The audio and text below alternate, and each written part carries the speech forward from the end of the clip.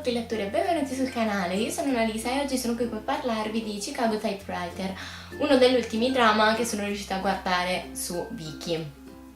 Per chi non lo conoscesse, Chicago Typewriter è un K-drama che è uscito l'anno scorso e che io sono riuscita a guardare solo il mese scorso, ed è appunto un drama che aveva fatto molto scalpore per la sua storia, era piaciuto tantissimo, quindi ho deciso di dargli una possibilità e adesso vi farò sapere che cosa ne penso.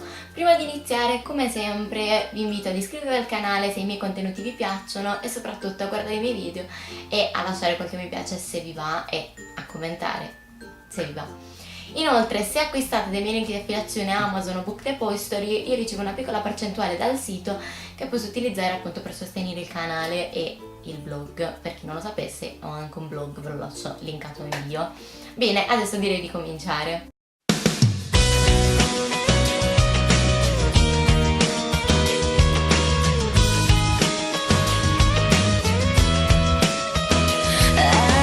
La storia che ci viene raccontata in Chicago Typewriter è quella di Han Se-ju, uno scrittore coreano molto famoso che viene paragonato a Stephen King per le sue storie. Tutto cambierà nella vita di Se-ju quando incontrerà Jong-sul, che è una ragazza molto problematica, se vogliamo metterla in questi termini.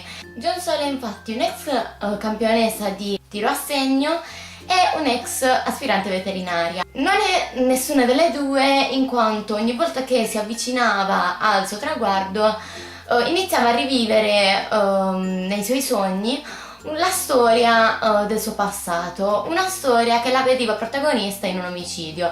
Infatti lei riviveva il momento in cui, impugnando una pistola, uccideva qualcuno, non si sa bene chi sia questo qualcuno. I due si incontrano non per caso, perché lei è incaricata di consegnare una macchina da scrivere inviata da Chicago appunto a Se-ju.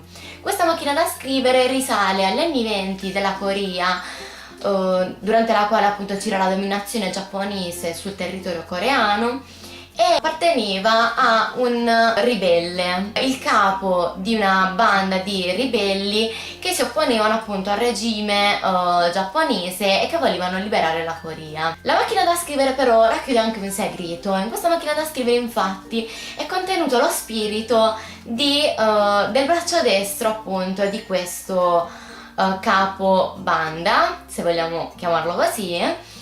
E non appena Se-ju appunto riceverà la macchina da scrivere, lo spirito lo userà per scrivere la sua storia.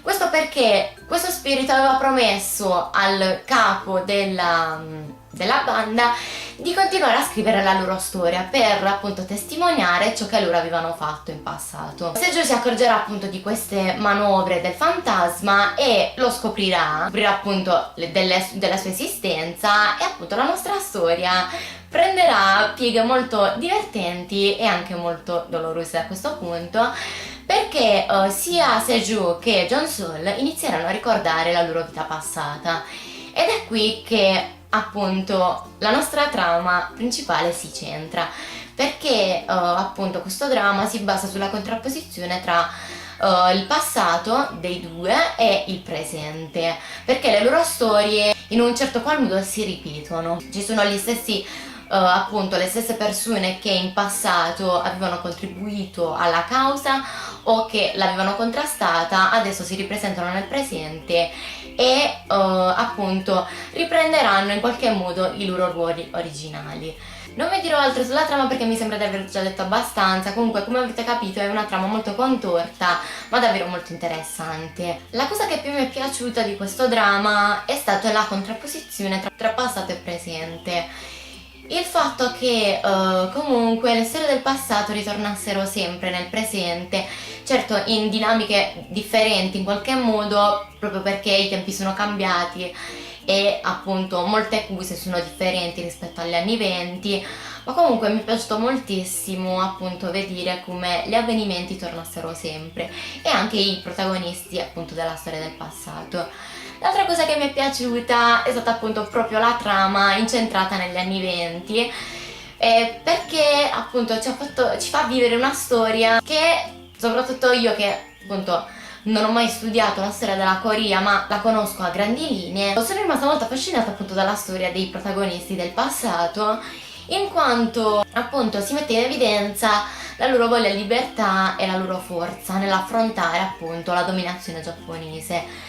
Quello che mi è piaciuto maggiormente è stata la storia tra i tre protagonisti principali, che ci viene narrata attraverso dei flashback, non solo appunto dei protagonisti principali ma anche del fantasma. È una storia davvero molto bella, le ambientazioni sono fantastiche e appunto nell'insieme è la parte più bella del dramma, la parte ambientata nel passato. Questo perché la parte del presente si ripete gli avvenimenti del passato, ma è abbastanza banale come trama se si considera appunto la storia in sé, in quanto c'è come sempre la contrapposizione tra due contendenti e insomma le solite accuse dei drama coreani, che messe nel quadro di un dramma che appunto è ambientato in due tempi cronologici differenti risulta abbastanza banale rispetto alla parte ambientata nel passato, che è molto più avvincente e molto più interessante. Infatti avrei preferito che il dramma fosse ambientato completamente nel passato e che ci avesse raccontato solamente la storia appunto dei protagonisti degli anni '20. Questo perché la loro storia è molto molto molto interessante e davvero intrigante da guardare, perché è molto avventurosa e appunto ci mostra le dinamiche di una storia che non conosciamo. Prendendo in considerazione i personaggi, mi sono piaciuti i protagonisti, anche se Seju a volte mi irritava parecchio.